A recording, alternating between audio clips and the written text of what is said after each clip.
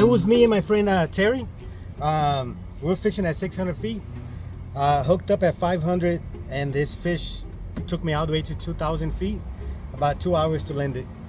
Okay. What kind of gear did you have with you? I was using a 250 gram jig. Yeah, was doing jigging, and was able to land this,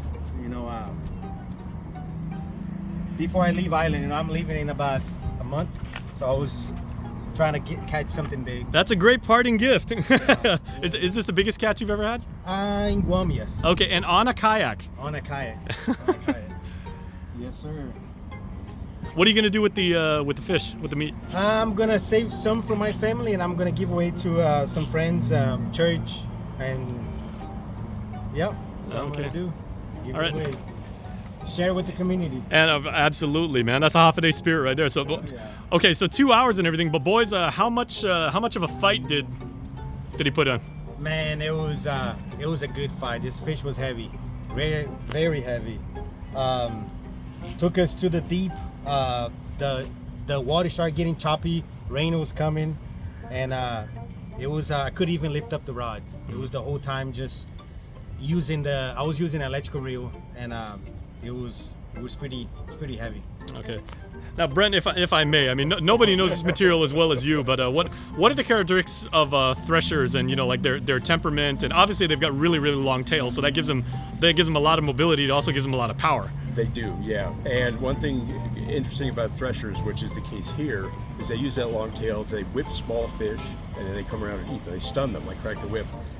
Almost always when threshers are caught, they rip the lure and get snagged by the tail in the lure, and his lure is embedded in the tail of this fish. And so when he's fighting it for 2 hours, he's fighting against it, pulling away from him, which is about the hardest a fish could be to try to land. Instead of getting it in the mouth, you can kind of control where it goes and stuff. When you hook it in the tail, you have to go wherever the fish goes. You have no control over its direction, and that's how this one was caught. You see the hook is still in the tail here. You can show you that.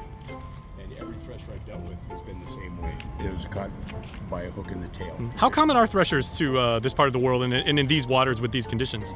Well, they're not caught often. I don't think anybody really has a good idea of how common they actually are, but they're not caught very often here. This is probably the first one in 10 years I've had. Wow. To deal with. Yeah, I know we had one come in about 4 years ago.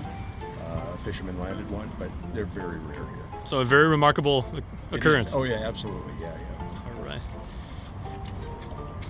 Well, it's a great Saturday for you, my friend, here, and again, what a wonderful way to leave the island with a great catch. So congratulations to you. Thank you. All right.